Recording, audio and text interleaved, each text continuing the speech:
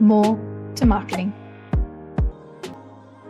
Welcome to More to Marketing, the podcast that explores marketing, product, and everything business. I'm your host, Susan, and today we're actually going to be looking at what is CX and how can we utilize it today.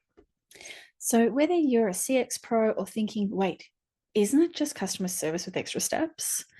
This is going to be an episode that should be able to give you some insights and help. So let's ground ourselves first in understanding what is CX. Yes, it stands for customer experience, but it isn't just about being a friendly call center voice or a really user-friendly website. It actually encompasses every single transaction a customer has with a business across every journey point. So it could be from your first glance on an ad or maybe even Google search through to a renewal or a support or even leaving a review. In fact, 99% of consumers rate customer service as important in choosing where to buy, and 74% say it's absolutely essential or very important. But over half, 52% of customers will switch brands just after a single negative impression. Patience is short, tolerance is very low. But what is the opportunity here? It's massive. It's about investing in CX and getting it right. CX is a non-negotiable. The cost cannot be ignored. If you do it wrong, it can be very steep. Research shows that 70% of customers will abandon a brand just after 2 bad experiences, and a staggering 72% will switch after 3 poor service moments. It isn't always about price. CX wipes out the trust, the loyalty, and people will go to cheaper competitors if they want to or not.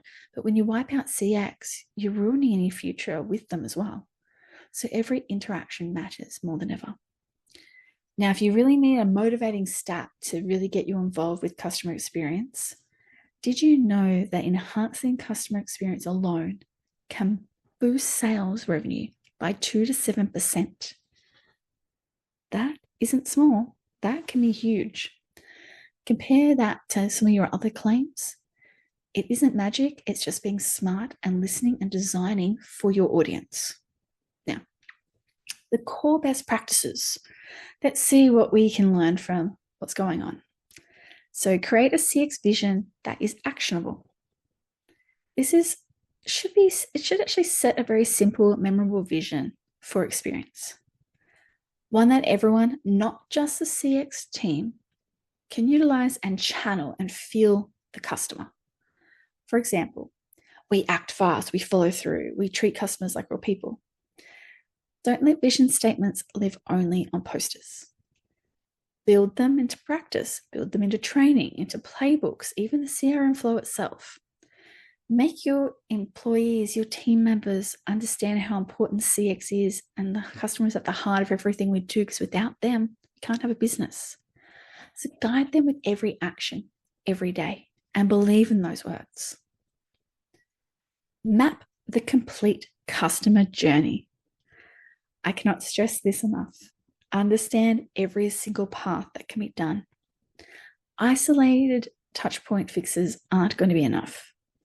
The leading theory today, coming from Lemon and Verhoef's customer journey framework, says experience is multi-stage and multidimensional, spanning pre-purchase, purchase, and crucially post-purchase phases. Use journey mapping to find where things are slow, confusing, or painful. Root cause this, guys, and then fix the flow. Faster handoffs, fewer dead ends, and more relevant steps is important. Personalization, but when you can do it at scale. The era of generic is gone.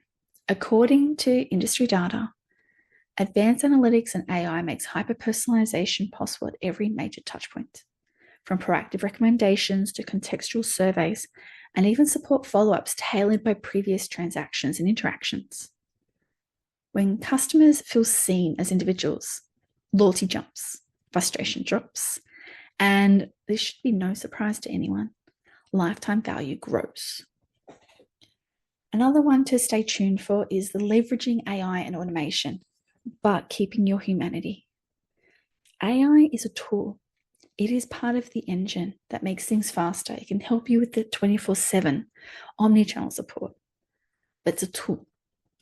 Leading organizations are using intelligent agents to anticipate needs, solve problems, and connect people to the right answers instantly. But research shows it only works when it's empowering, not replacing real human interactions. The future is a blend, AI for speed and memory, but humans for their empathy and creativity. Now, also, make feedback a two-way conversation for CX to work at its pinnacle point. Real CX leaders don't just collect feedback. They act on it, close the loop, and let the customers know they were heard. Regular multi-channel listening, in-app, email, chat, whatever it could be, a combination, using smart analytics, all that kind of stuff, uncovers issues before they grow and reveals opportunities for delight. You said we did. Really builds that strength in that brand advocacy as well. Now, data-driven insights is part of the engine of CX. Now, this is why you need to be obsessed with measurements. Over 54% of customers say they'll walk if they have to repeat an issue multiple times. Consistency. Now, not consistency of having to repeat the issue, consistency of improvement across platforms and over time isn't a nice to have. It is survival. We've already talked about the numbers of people walking away, of if there's issues, they'll go. If your analytics aren't highlighting these friction points and showing true journey-wide metrics, it's time for an upgrade. Omnichannel. Nearly 3/4, 73% of customers now interact with brands on multiple platforms. If your experience isn't unified, you're leaking loyalty and driving people to competitors who just get it and do it and understand how people need to be treated across all of them the same. Ensure messaging, values, and problem solving are the same on social, web, email, in-store, over the phone, wherever they are. Now, you really need to get every single person in the business on board. Great CX isn't a job, and it isn't the job of CX team.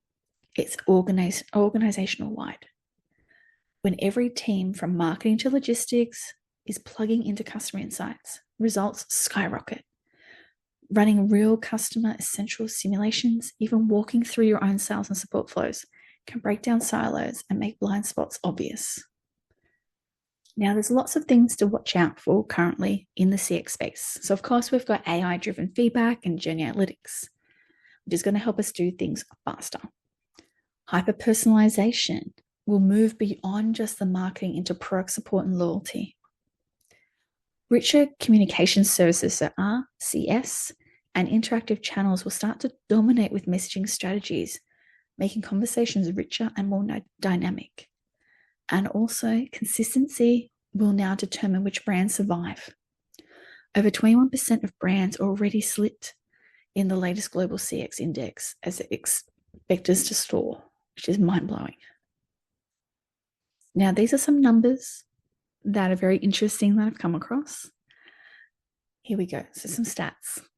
99% of consumers rate CX as important. 52% will leave after one bad experience. 70% will abandon when there are two. CX can improve sales by 2 to 7%. 73% of people use multi-channels.